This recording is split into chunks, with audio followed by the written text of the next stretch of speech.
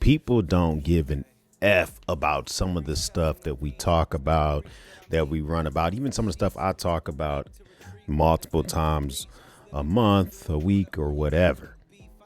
I see all the stuff that's going on in the news. We got the Charlie Kirk death. We got the strike from Israel on Qatar or Qatar. And all the Arab leaders are pissed off at Israel, and we're trying to separate ourselves from them and their strike. We have Russia drones going into Poland. We got a lot of shit going on. But let me just tell you something. When I talk to my cousins that live in the hood of Memphis, Tennessee, when I talk to my cousins that live in the hood of East Cleveland, Ohio, when I talk to my people from in North Carolina, where I used to live at, when I talk to people around me here in Texas, most people are concerned about their pockets. Like, that's the biggest thing where shit can hit the fan. Even for me, like when I send my 16-year-old to Kroger or to Walmart, tell her to go ahead, pick me up a pound of 85.15 turkey meat so we can make something for dinner. I'm like, man, I'm about to go ahead and drop $10 in her account or send her a cash app for $10 to pick it up. And sometimes I'll be wondering, like, is $10 enough to is $10 enough to get me non-organic 85.15 turkey meat? It should be, but I'll be thinking about that stuff, man. The people are like who are screaming the loudest right now that we should probably be the most concerned with of everything that's going on is America's farmers.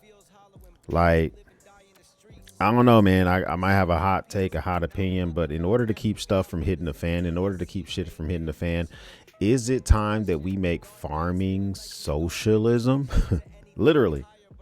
Right now, if you're a farmer in America, it's a capitalistic venture. You decide whether it's a farm that's given to you by your family or you decide to buy a plot of land and start farming. But you do it to make a profit. You do it. And if it's not working for you, you go bankrupt, you stop doing it, you do it at a loss or whatever. But there are no stats that have to be met. There are no quotas that the government institutes that we have to knock out. You just farming soybeans, bro.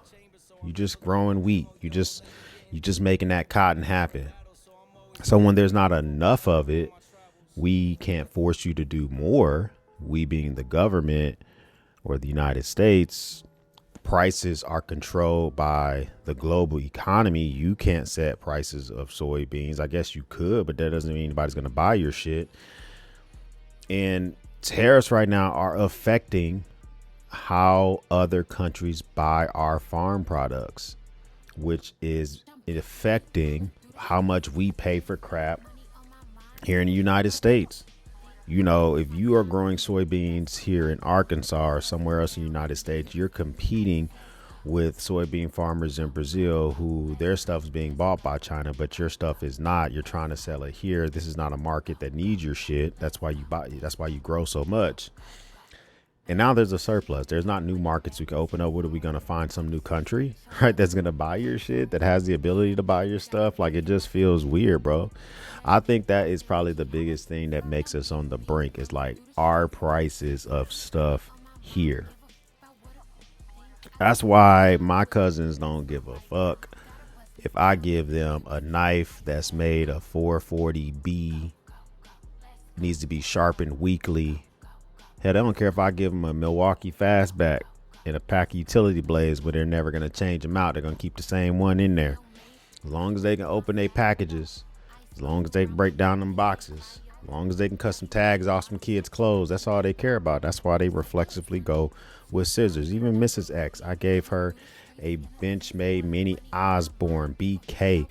Got the black and blue edition S30V, looking real good, easy to flip, aesthetic design. You know her go-to for opening packages? The scissors, specifically the safety scissors that are designed for this kiddo that's right behind me over here singing lullabies. Just to bust open the pack. They don't care, bro. But you know what they do care about? How much stuff costs. And I think that's the number one thing that you need to prepare yourself for.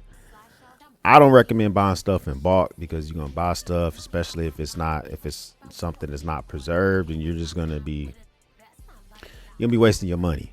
There's a lot of stuff going on in the States, and I don't think that people care about that shit. You know, this morning the president announced that they about to go ahead send them folks to Memphis, which I got cousins that live in Memphis. When I visit my cousins in Memphis, bro, I do not stay anywhere near them. I stay in a hotel. I used to stay at my great grandmama's house, which is across the street from a fire station and next door to a convenience store. You would think it's relatively safe. There's a fire department across the street. Now, the convenience store brings a lot of foot traffic. There's always shit going on over there. I don't stay at their house. So if you want to send a National Guard over there, I'm not really interested in spending like $1 million a day to send some troops to Memphis. But you know what I'm saying? We might have to make that shit happen. But people don't care about that. They do not care about that. If you want to send some folks to Chicago, you want to send some folks to some other city or whatever, they don't care about that. They care about their pockets. And I think that's the number one thing that we are often distracted from. They just caught Tyler Robinson, the alleged possible killer of Charlie Kirk. My cousins don't know who Charlie Kirk is, and they damn sure don't know who the shooter is. Matter of fact, when I describe and I land the plane on who Charlie Kirk is, they still don't care, because it doesn't affect their everyday pockets. Political violence is a thing in the United States. We live in a super violent country. Sometimes I hear people say, this is not the country that I know I was born in. Bro, what are you talking about? You may not know that, because in the 80s and 90s did not have cell phones, but it was always violence going on. Political violence feels different. I don't know if there's a lot of prep stuff that you can do for that. I mean, there's stuff I try to do for my house. I don't try to be overly political, especially not with my neighbors. You know, I got the ammo, I got the weapons. But what more can I do? But the things that I would like for you to focus on is, how are you going to prep? What is going to be your alternative when it comes to prices? Are you going to begin to grow stuff? I'm thinking about doing that here. Are you going to be I got some buddies who have chickens. They discovered they got a rooster. They yeeted the rooster up out of their yard. Now they have nothing but hens. They got eggs now. First I was laughing at them. Now I'm kind of like, eggs don't sound too bad, bro. I mean, folks, it's just a lot going on. So as you consider, and is that your jam? It's our jam back here. As you consider everything that's going on in the States, I would just say to you, the number one thing we should be concerned about are farmers going bankrupt. Is it time to bail them out? Yeah, probably. I know a lot of the same folks who are looking for a bailout would probably be upset about the NFL bailout or the airline bailout of yesteryear, or giving cash to folks for their student loans or whatever. They would probably be upset by that stuff. Me personally, if the government identifies a group of people that could use a bailout and it may help the country as a whole, man, just do that shit. Right? And this is one of those examples where your hypocrisy doesn't mean we shouldn't help you. I don't know. That's just what I think. As I sit here and I was thinking about the content I wanted to pump out, that was like the number one thing that popped into my head is our pockets.